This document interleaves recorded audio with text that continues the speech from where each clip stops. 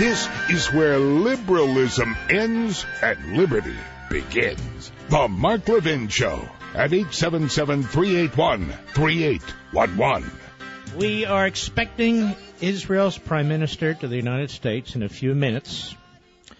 He's scheduled to be here in 3, 4, 5 minutes. Obviously, it's a very busy day for him. He is said to be the closest confidant that Benjamin Netanyahu, Israel's prime minister, has, certainly among the top. And interestingly, he was born in Miami Beach, Florida. And he was an American citizen up to 2005. He became a senior official in the Israeli government, was required to surrender his U.S. citizenship. He's an Israeli citizen. He's a member of the Likud party. He went to the University of Pennsylvania and Oxford University. So this is a man who is heavily influenced by and knowledgeable about our country, this country. And he's been on the program before. He wrote a best-selling book with Sharansky, The Case for Democracy, the Power of Freedom to Overcome Tyranny and Terror. I'm not going to put him on the spot. That's not my purpose in having guests here, to put him on the spot about our administration and our administration's reaction. What I want to know is how Israel and Israelis, and the government in particular, how they, this is going to sound weird, but process this. I mean, I know it's an act of terror. So what happens now? All hands on deck? Netanyahu has already ordered the destruction of the homes of the two terrorists, the Palestinian terrorists. But, Abbas is out front with the West saying, this is terrible and we denounce it. And then behind the scenes, his people are celebrating, handing out candy to little kids. I don't know how you stop this when this indoctrination is going on. It is endless indoctrination that's going on. Josh Earnest at the White House briefing today was asked about this. Here's what he said. Cut 2, go. At this sensitive moment in Jerusalem, it is all the more important for Israeli and Palestinian leaders and ordinary citizens to work cooperatively together to lower tensions, reject violence, and seek a path forward toward peace. What does that mean? You're telling terrorists to reject violence?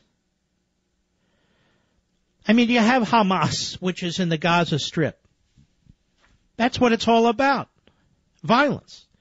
You had violence today, and he's lecturing the Israelis. Why don't you all just get along?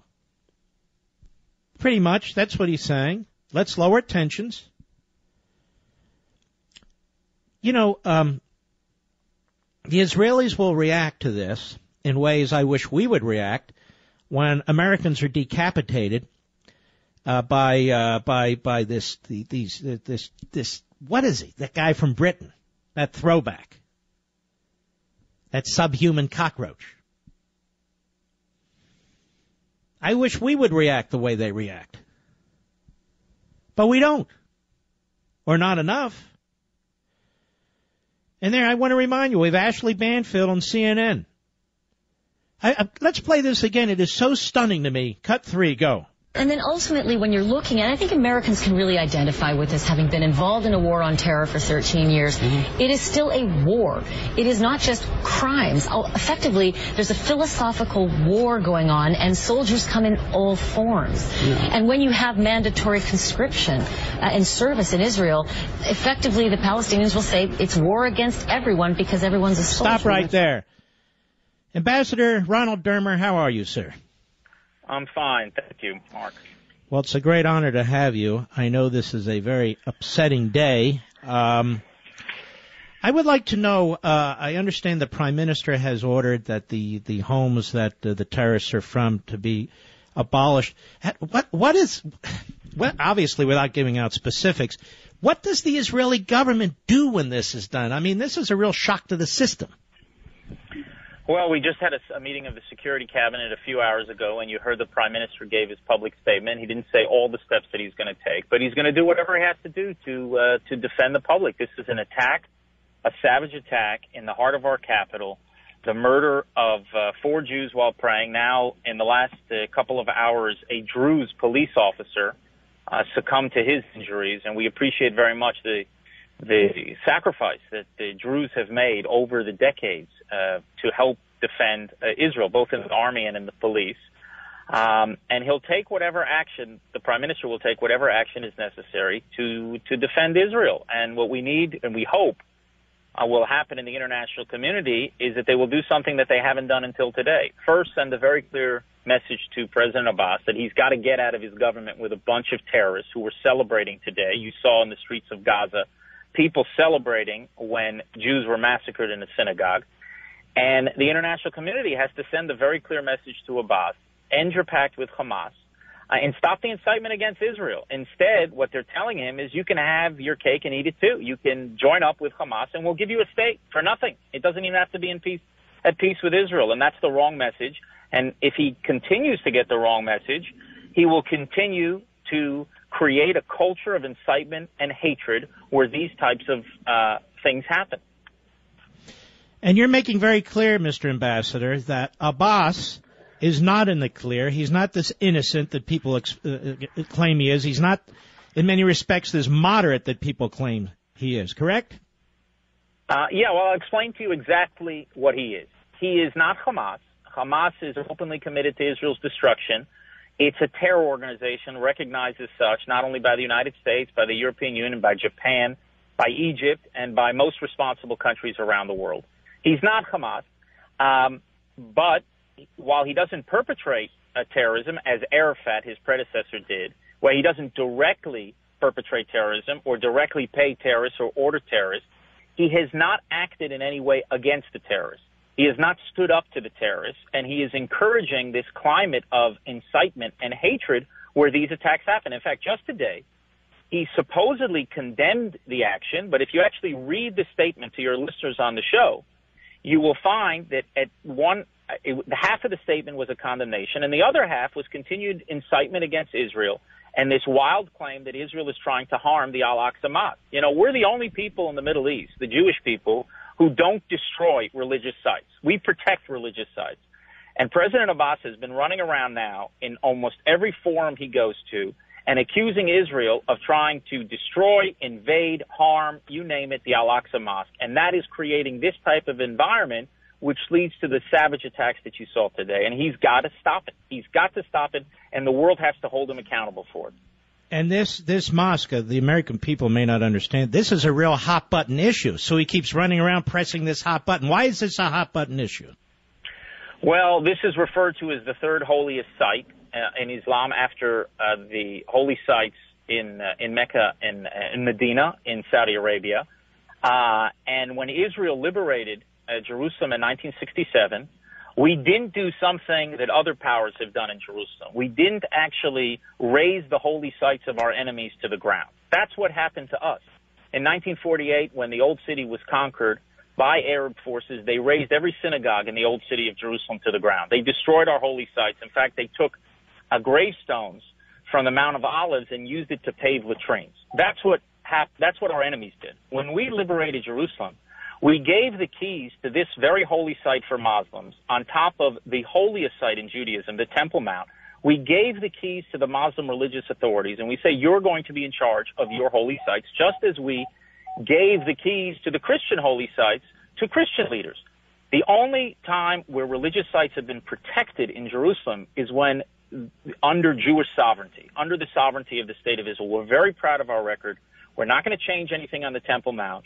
And there's a major problem when the leader of the Palestinians starts saying day after day after day that Israel is trying to destroy the Al-Aqsa Mosque, which is a libel and a lie, which is leading directly to violence against us and the murder of our citizens. And the international community should be outraged by this and should tell President Abbas to stop, to get out of his government with a bunch of terrorists, and to end the incitement against Israel.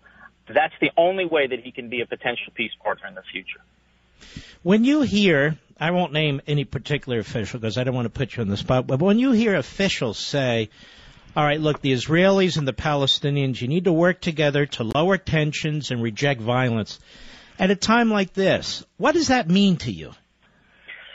Well, the problem is that a lot of people think that there is some cycle of violence, and there's not a cycle of violence. There hasn't been a cycle of violence for the last 100 years. What there has been is a determined effort to destroy first the pre-state Jewish community in this territory, and then after the birth of Israel, to destroy the state of Israel and to murder Jews. You know, just today people said that the reason why this is happening is because there's a breakdown in the peace process. And if only we could get past the peace talks, this would stop happening. Well, I remember 20 years ago when buses were blowing up in the mid-'90s, people said the reason why this was happening is because we are in a peace process, and these are the enemies of peace that are trying to stop the peace process. The reason why this is happening is not because there is a peace process or not a peace process. The reason why this is happening is because people are in an environment where the Palestinians are glorifying the murder of Jews. When you name public squares after terrorists, don't be surprised to see this happen. And that's what the Palestinians do. If you look at what's in their media, what's in their schools, what they broadcast on their television stations, in their controlled media, you see the most wild incitement against Jews, and they raise a generation of Palestinians for the last 20 years. When this peace process has happened, they have raised a generation of Palestinians to hate Jews.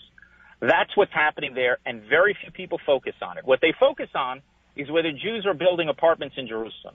And I have to tell you, if people would spend a tenth of the time that they're spending focusing on Jews building apartments in Jewish neighborhoods in Jerusalem, which will have no impact whatsoever on our ability to reach peace with our Palestinian neighbors, if they would focus a tenth of the time on the incitement that happens day after day within Palestinian society, we would be much closer to peace than we are today.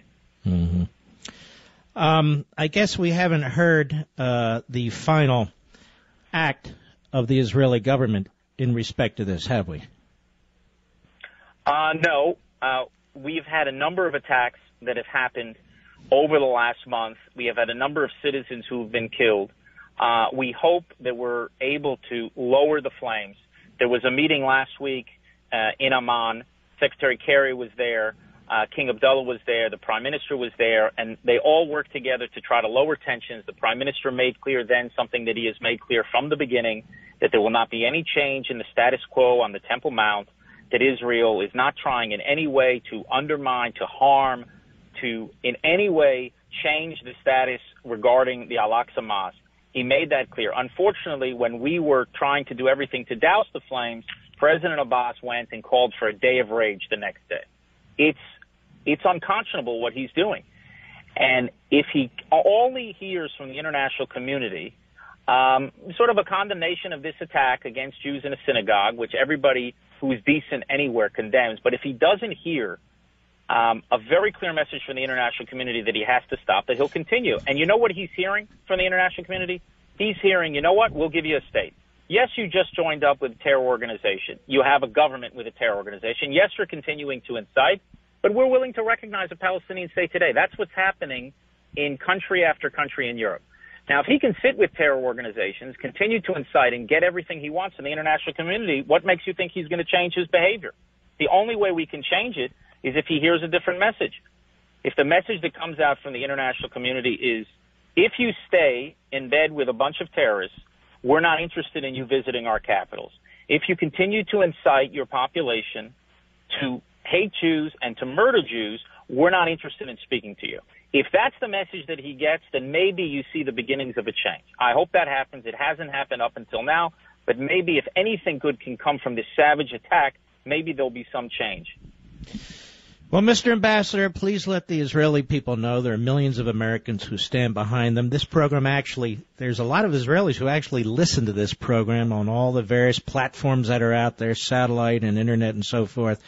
But we wish you all the best, and this was a particularly gruesome and outrageous slaughter in this synagogue. I mean, lopping off people's limbs and so forth, and I hope you kick their ass. That's just my opinion, but there you go. Well, I see you're as diplomatic as ever, but I have to tell you, it's important for the American people to understand, and I think many do, that this is not just Israel's fight. That if we don't fight terrorism today in our neck of the woods, you're going to be fighting it tomorrow. What you have is a rising tide of militant Islam throughout the Middle East. And it pops up because you see a collapse of of a structure of the Middle East that was in place for more or less for 100 years. And once that structure collapsed, you see militant Islam rising to the surface in different areas. You see ISIS in Iraq and Syria. You see, of course, Boko Haram in Africa. You see Hamas in Gaza. You see in Libya you have a problem of militant Islam. In Iraq you have a problem of militant Islam. In Yemen you have a problem of militant Islam. These are all different theaters and all have their particular local grievances, but they are all part of a broader ideology. And what we have to do in order to defeat this ideology is stand together. When terrorism succeeds in one theater, it is emboldened everywhere. And when terrorism is defeated in one theater, it is set back everywhere. That's why we have to stand together, and we appreciate the strong support that Israel appreciates, the strong support that we have from the American people in confronting terrorism, and I can assure you that's exactly what we're going to do. All right, God bless, good luck, and take care of yourself. Thank you.